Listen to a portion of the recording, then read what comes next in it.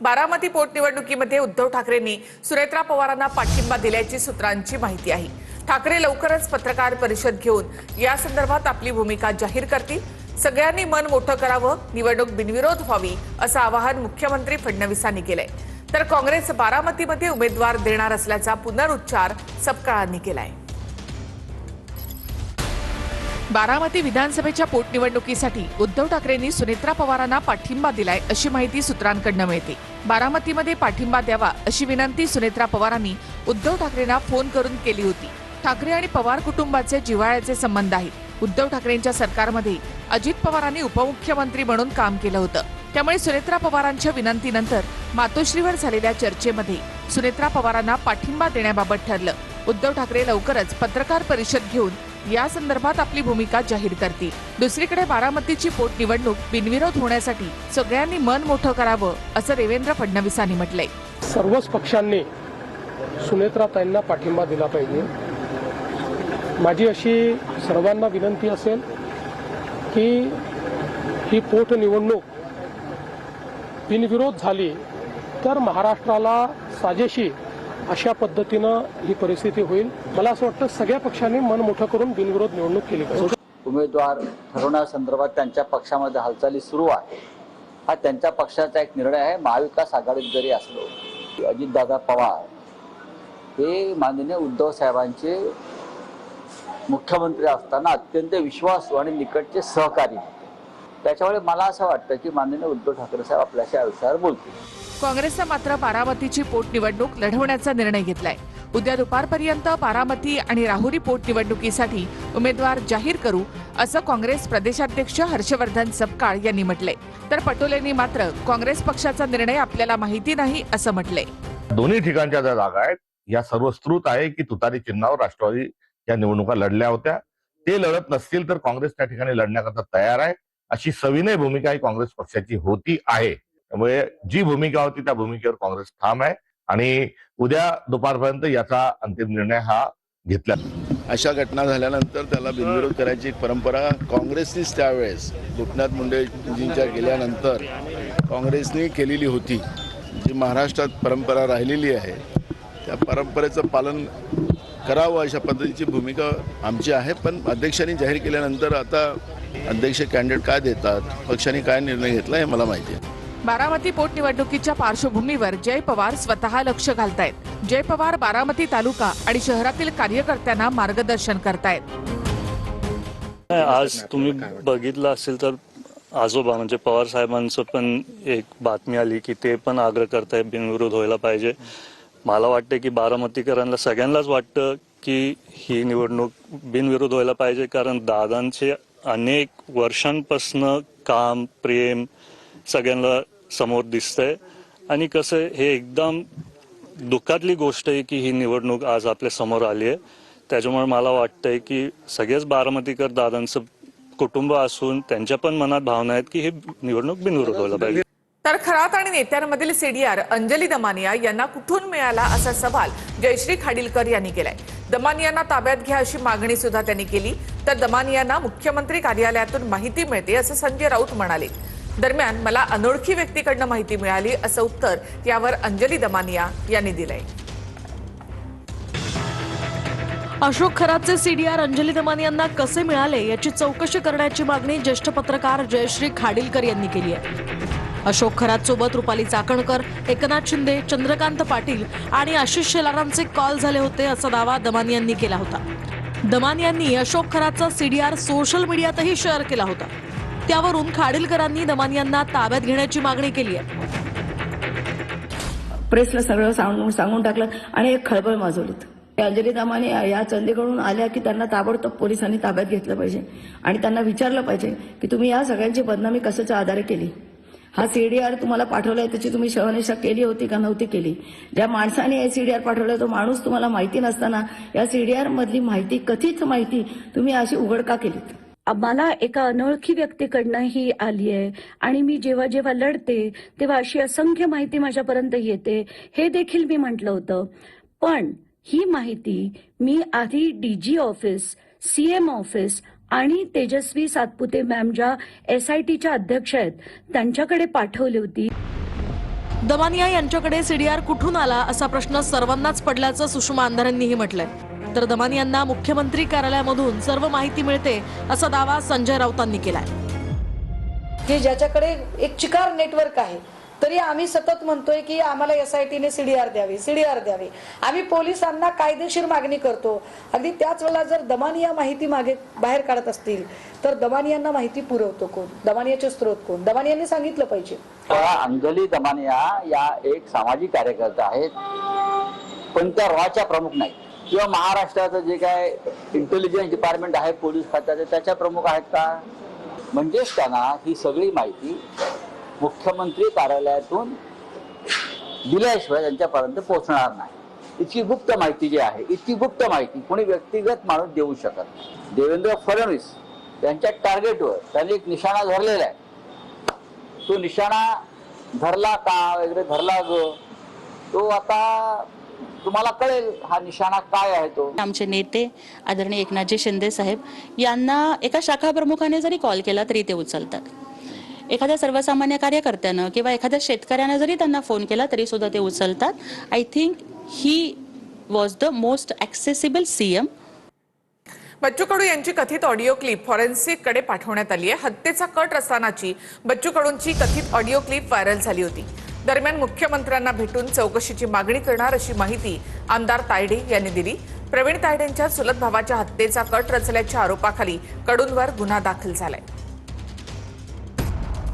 बच्चू कडूंची कथित audio clip forensic कडे पाठवण्यात आली आहे. हत्येचा कट रचतानाची बच्चू कडूंची कथित ऑडिओ क्लिप व्हायरल झाली होती. या ऑडिओ क्लिपमध्ये अचलपूरचे आमदार प्रवीण तायडेंचे चुलत भाऊ अभिजित तायडे यांना जीव मारण्याबद्दल संभाषण आहे. पण त्याला थो आहे का नाही, आता तुझा किडा कोण आहे, तायड्यापेक्षा हिंमत पण करून आलं. हे डोंगरं फुटतंय, गेल्या वरच आलेलं आहे. 1-2 लाख रुपये जाईल, 3-4 लाख रुपये सांगतो. दुसरी गँग ऍक्सिडेंट म्हणून टाकून कुठं पाहण्याची पत्ता नाही मला माहिती. आणि ऍक्सिडेंट मध्ये घेऊ ना, ऍक्सिडेंटची आपली गँग आहे. आपली गँग आहे ऍक्सिडेंट कुठं यवतमाळची. ते सांग. ही ऑडिओ क्लिप व्हायरल झाल्यानंतर बच्चू कडूंसह तिघांवर गुन्हा दाखल करण्यात आलेला आहे. पोलिसांनी ऑडिओ क्लिप फॉरेन्सिक कडे पाठवत तपास सुरू केला आहे. बच्चू हे फक्त लोकांना दाखवायसाठी, शेतकऱ्यांचा नेता म्हणून, गाडगे बाबा म्हणून घेण्यासाठी, परंतु इकडे दुसरं नाव बिच्चू म्हणून असल्यासारखं आहे, जे फक्त माझ्यासारख्या त्यांच्या विरोधात असणाऱ्या कार्यकर्त्यांना डसण्याचं काम करतात, मारण्याचं काम करतात. जे चौकशी योग्य असेल ते चौकशी झाल्याशिवाय राहणार नाही. त्याच्याच प्रकारची मी मागणी सन्माननीय गृहमंत्री महोदय, मुख्यमंत्री महोदयाने करणार आहे. नाशिकच्या दिंडोरी तालुक्यामध्ये कार विहिरीमध्ये कोसळून एकाच कुटुंबातील 9 जणांचा मृत्यू झालेला आहे. मृतांमध्ये 6 शाळकरी मुलांचा समावेश आहे. मृतांच्या वारसांना 5 लाखांची मदत जाहीर करण्यात आली आहे. दुर्घटनेप्रकरणी विहीर मालकावर सदोष मनुष्यवधाचा गुन्हा दाखल करण्यात आला आहे. नाशिकच्या दिंडोरीत खासगी क्लासेसचं स्नेहसंमेलन आटपून घराकडे निघालेल्या एका कुटुंबावर काळानं घाला घातला. एक 4-चाकी गाडी तुडुंब भरलेल्या विहिरीत कोसळल्यामुळे एकाच कुटुंबातील 9 जणांचा पाण्यात बुडून मृत्यू झालाय. मृतांमध्ये 6 विद्यार्थी आणि पालकांचा समावेश आहे. रस्त्याच्या मध्ये अशा प्रकारच्या विहिरी ज्या आहेत किंवा असं कुठे जिथे रहदारी आहे अशा ठिकाणी तर तात्काळ त्याचं एक प्रकारे ऑडिट करून आणि त्याला त्याची तिथे आवश्यकता आहे का किंवा त्याला काय उपाययोजना करता येतील. कारण इथे असं लक्षात आलं की भिंत होती पण ती छोटी होती, ती कदाचित मोठी असती तर एखाद वेळेस ते वाचू देखील शकले असते. त्यामुळे तात्काळ या संदर्भातली कारवाई करण्याचे आदेश देखील आपण दिले आहेत.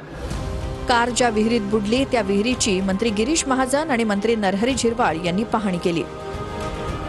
म्हणजे घटना अतिशय गंभीर आहे आणि मला तर आश्चर्य वाटलं की इकडनं रस्ता आहे, तिकडनं रस्ता विहिरीला खेटून आणि मध्येच विहीर आहे.